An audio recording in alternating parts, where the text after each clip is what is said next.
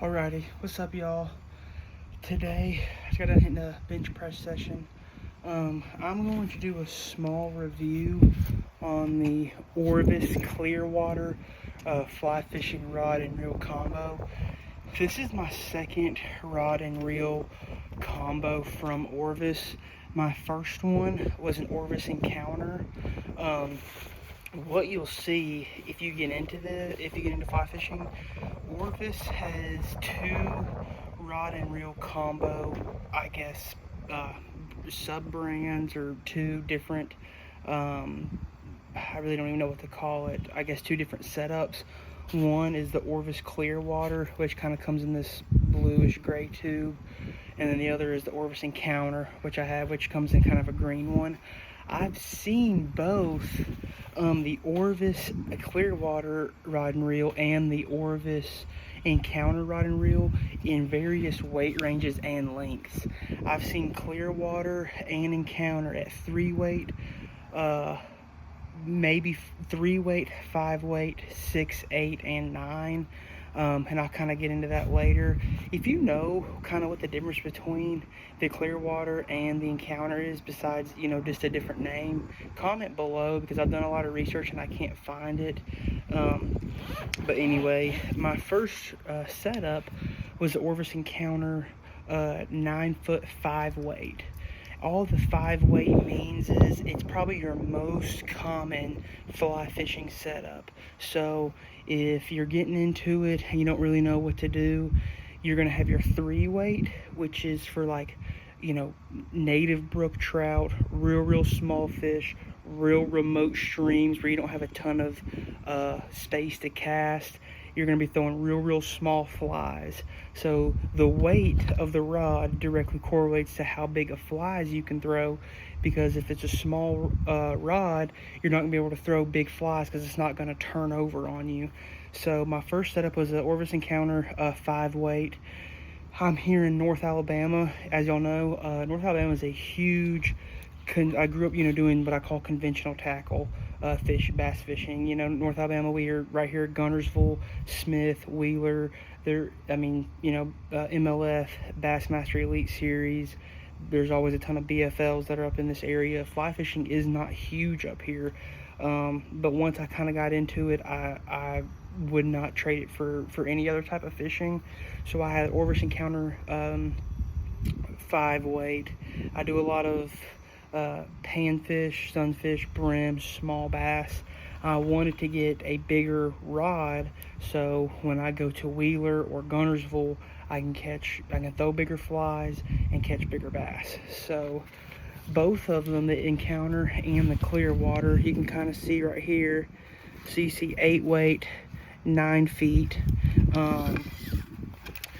The line color is a little bit different between the two, and I may do a review comparing both of them side by side. That way you can really kind of see the difference.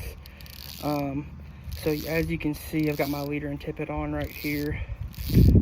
You can just kind of see the fly line and how thick that spool is and that reel. Like I said, for throwing bigger flies. Here's kind of the base of it. 9-foot 8 weight, and like I said, it's a 3-piece rod, just like the Encounter is the same way. It's 9 foot as well. The only difference is the 5 weight and 8 weight. All the 8 weight means is this has a lot more backbone, right? So now usually if I'm gonna fish for real, I always like to lick my hands and put this on the kind of tip of that. That way when you're pulling it off, it doesn't get stuck. So that's just kind of a little tip. But I'm not going to be throwing anything. I'm just kind of showing it for observation purposes. One thing I did notice right away between the 8 weight and the 5 weight is just how much more backbone this rod has, and how thicker it is.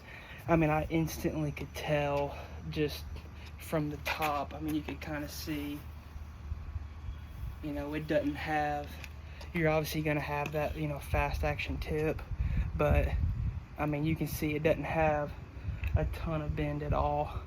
And also the eyelets are a lot bigger.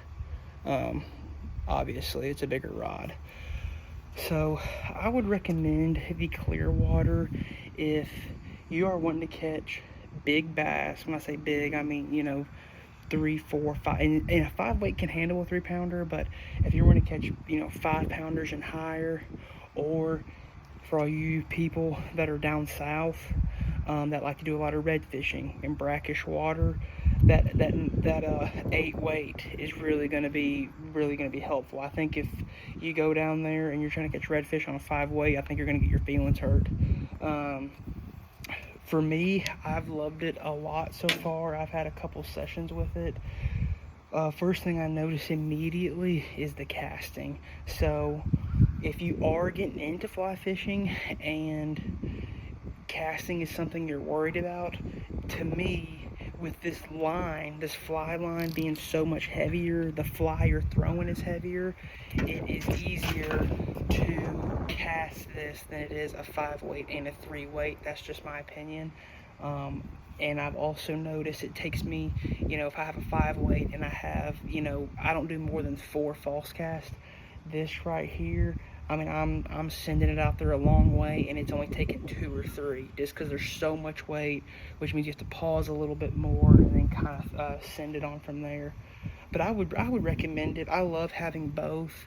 Like I said, if you are in an area where there's not a ton of like casting restrictions, so you're not worried about trees, or you got a big pond that you can throw, man, get this, because you can throw it a long way. If you are in an area like when I fish the Flint, sometimes I can take this and sometimes I can't, depending on the area, because all the overhanging trees and stuff like that. So I'm going to do some close-ups too, just that way y'all can kind of see it here later on.